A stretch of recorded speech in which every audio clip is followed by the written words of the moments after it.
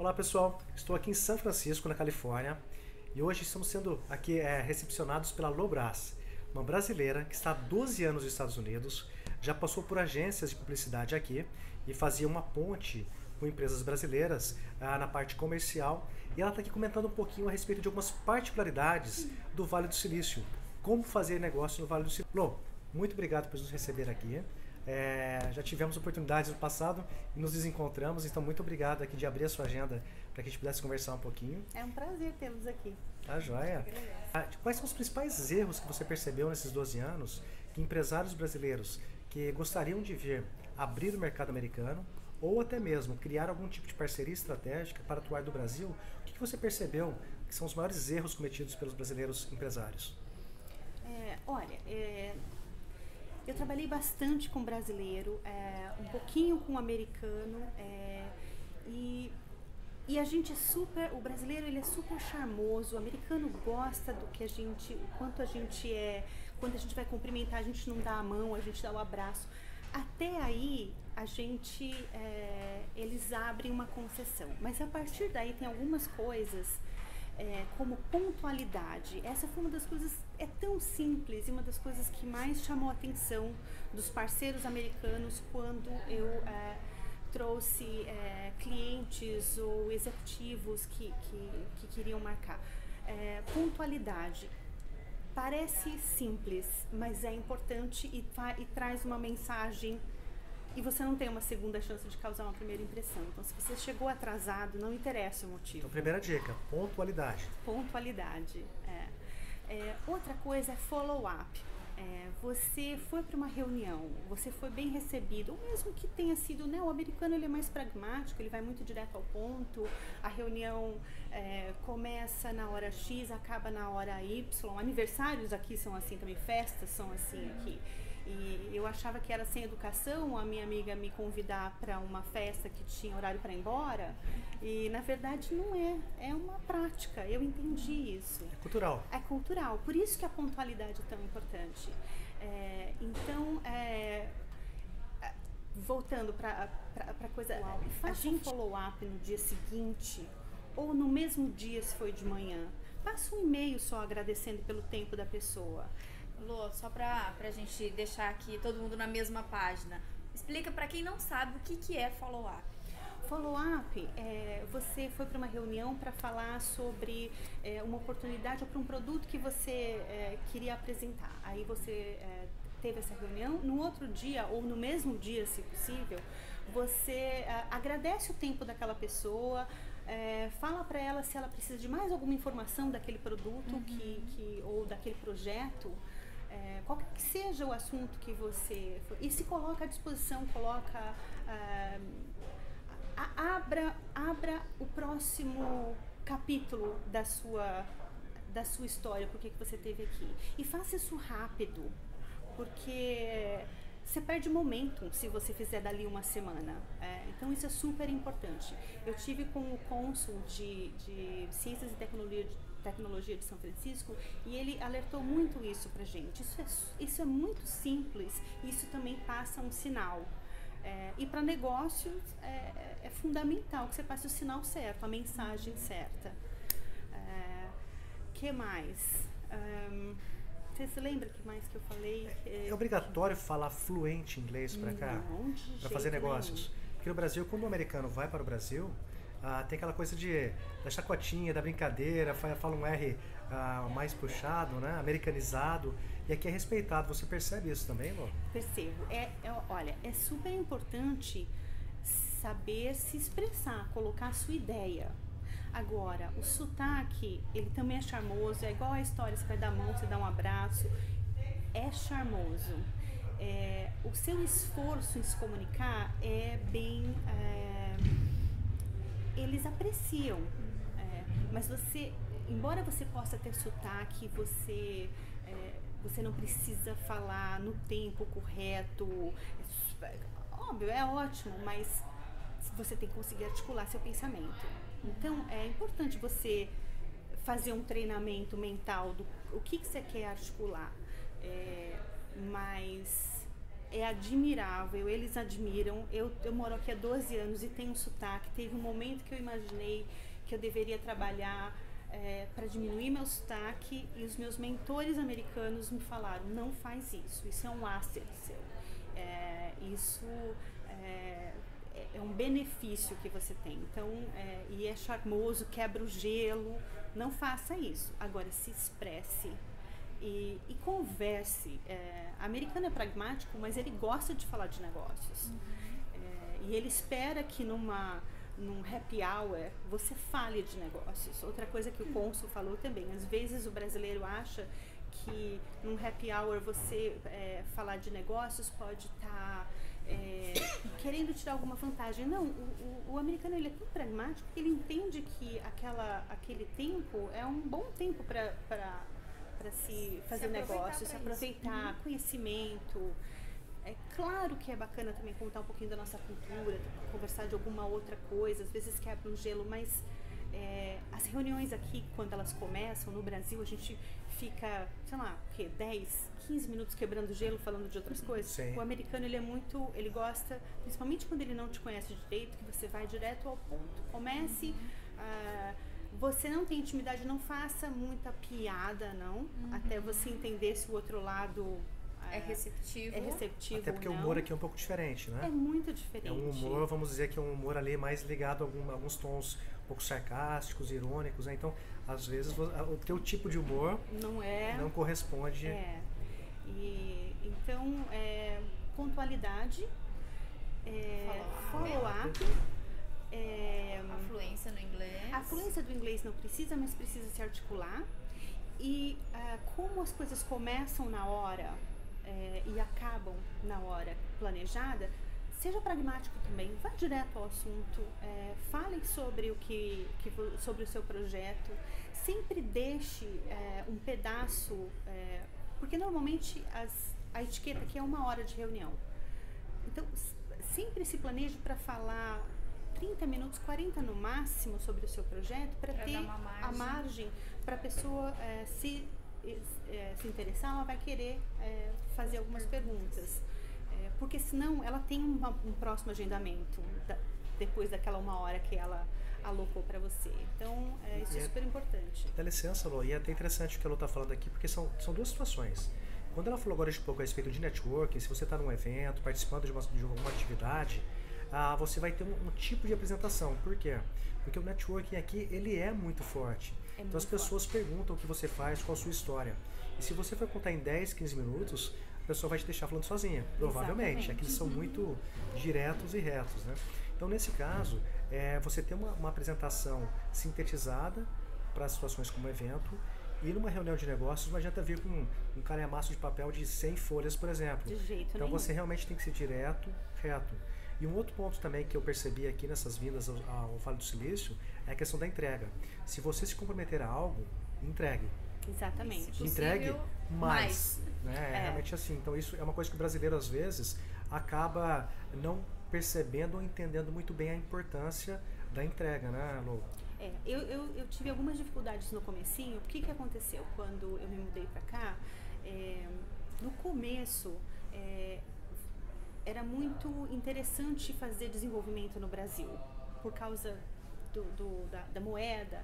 Então, eu achei, nossa, que interessante, vou ajudar nesse sentido. Mas o que aconteceu? As pessoas que... A gente combinava as reuniões de entregas, né? São 1, 2, 3, 4, quantas forem.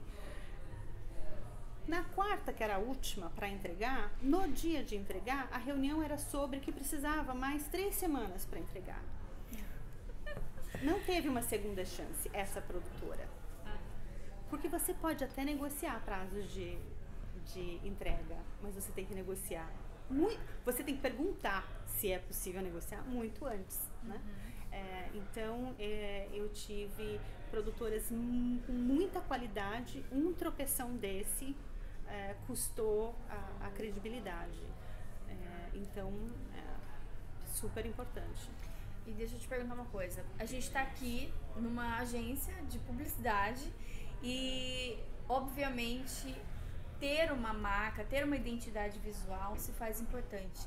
mas você também ter esse comportamento para com a marca é essencial.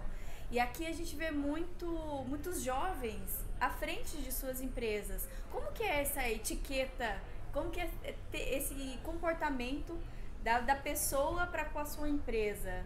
Não sei se ficou muito claro. Não, acho que sim. A pergunta. Sim, porque isso é consistência, né? Se você tem que ser consistente com a sua marca.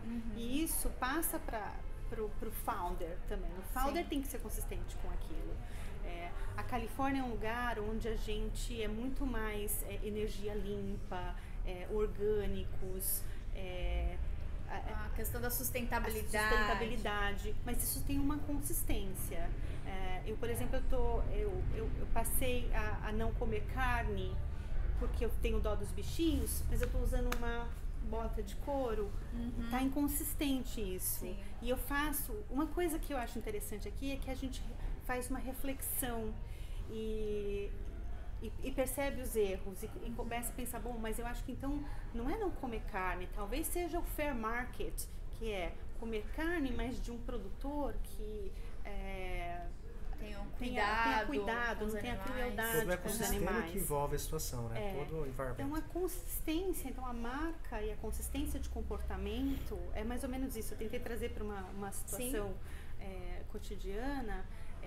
E é super importante. Quando ela é inconsistente, ela falha em algum momento. E tem falhas. A gente vê produto. Aqui no Silicon Valley nasce e morre produto todos os dias. Os que ficam. Bom, né? A gente fala, Coca-Cola tem quantos. A Coca-Cola ela é centenária, né?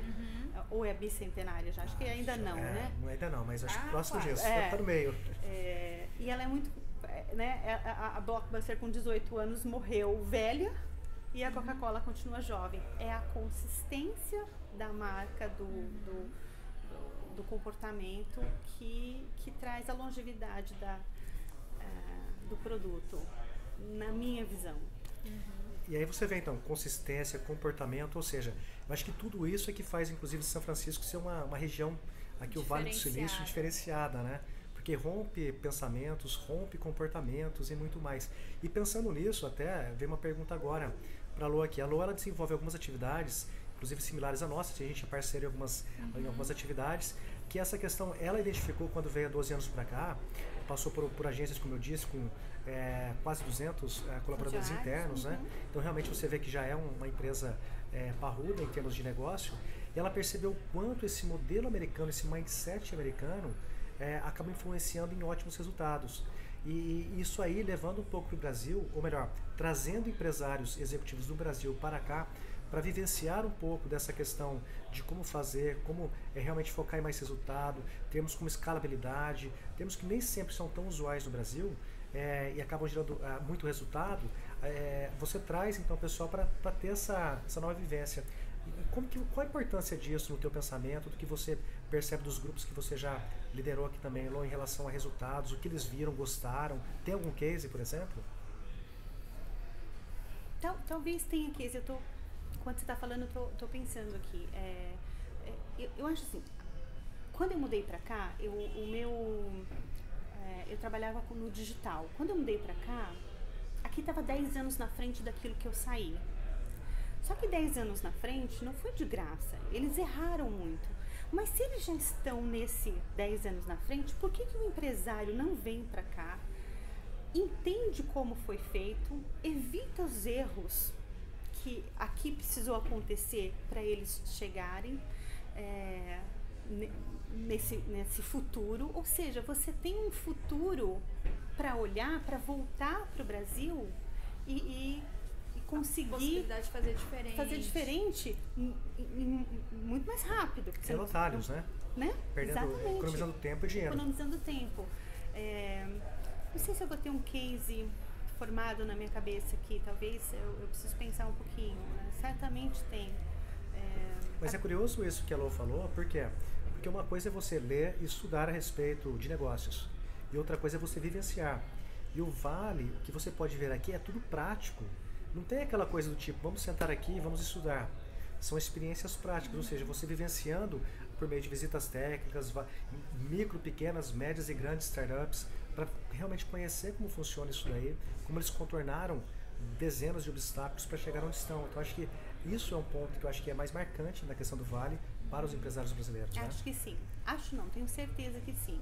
E colaboração. Aqui tem muita colaboração. As pessoas, os mentores, eles realmente estão ali para ajudar aquela empresa a cometer menos erros. Porque aqui, mas erro aqui não é uma coisa negativa. Erro aqui é uma coisa positiva. O mentor, ele faz a pessoa se exercitar aquela visão dele, e às vezes chegar na conclusão que é um pouquinho mais para cá, um pouquinho mais para lá, mas isso é muito bacana aqui, isso eu vi render frutos. Um erro que é que nem alguém me falou que o Mertiolate foi um erro que deu certo e curou enfim, a ferida. E é até curioso porque quando a gente fala de mentores, eu tive meu primeiro mentor em Miami, do nada, Joyce e eu caímos em Miami e acabei descobrindo uma pessoa maravilhosa que, sem me conhecer, mas que, segundo ele, viu o brilho nos meus olhos de um jovem empresário que não tinha dinheiro, mas estava indo para fora buscar uma oportunidade, sem saber exatamente, fez toda a diferença na empresa. E você falando de mentor, que é muito ligado à questão de startups, mas você comentou por 2 ou 3 vezes que você e o seu marido tiveram mentores no passado, né? Então, ou seja, não é porque você é de startup ou não, que às vezes você não vai identificar pessoas que podem te auxiliar, né, Lô? Então não é exatamente para quem é o jovem, o startup e tudo mais, não, né? E olha, um mentor pode estar em tantas cabeças diferentes. Aliás, quanto mais diferente, meu marido fala muito isso aqui, ele é da área criativa. Ele fala assim, bom, eu preciso fazer coisas fora da caixinha. Mas o que é fora da caixinha? Então, a área dele, ela tem uma diversidade muito grande de pessoas do mundo inteiro. Então, tem americanos, sim, tem brasileiro, também indiano, chinês, espanhol. Porque ele fala que o que é dentro da caixinha para uma cultura é fora da caixinha para outra. Quando você junta todas essas caixinhas, é muito mais fácil você criar uma coisa diferente. Então, essa colaboração é muito interessante. E isso é uma particularidade muito específica daqui do Vale, né?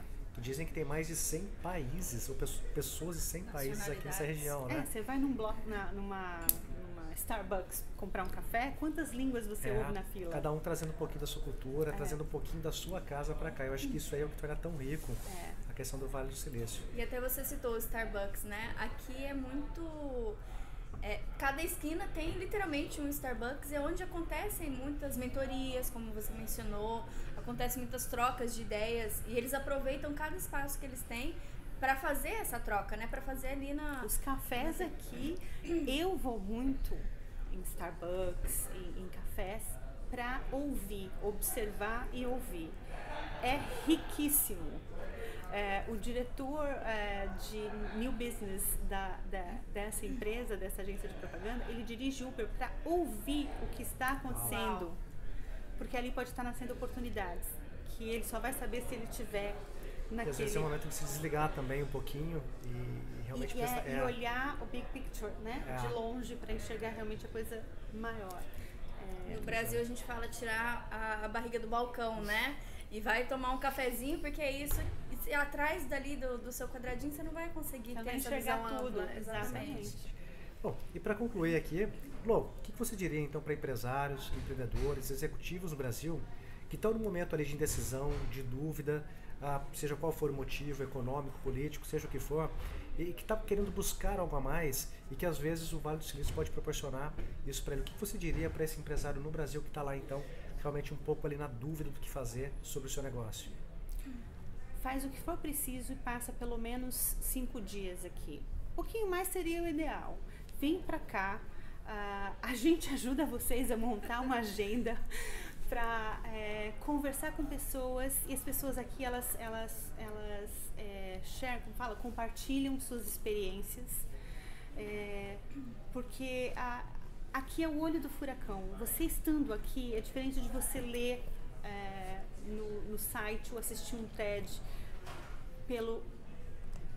pela telinha. Você estando aqui, é isso que a Joyce falou, você tira a barriga do balcão, ouve, observa e você vai conseguir enxergar mais do que uma luz no fim do túnel, muitas luzes no fim do túnel. Show de bola. Pessoal, bom, para quem não conhece, acho que a Alô tá no LinkedIn, só pesquisar lá também, tá certo? Mas eu queria agradecer mais uma vez essa abertura de agenda para que nós pudéssemos vir aqui um pouquinho. Eu que agradeço. E aprender com você, né? Afinal, 12 anos aqui, tem muito a ensinar, tem muito a compartilhar. Então, muito obrigado mesmo. Adorei o papo, obrigada. Obrigada. Feliz de ter mais mulheres aqui no Vale do Silício compartilhando com a gente. Mas vamos trazer mais? Vamos trazer mais mulheres para cá. Show de bola. Obrigado. Valeu, pessoal. Obrigada.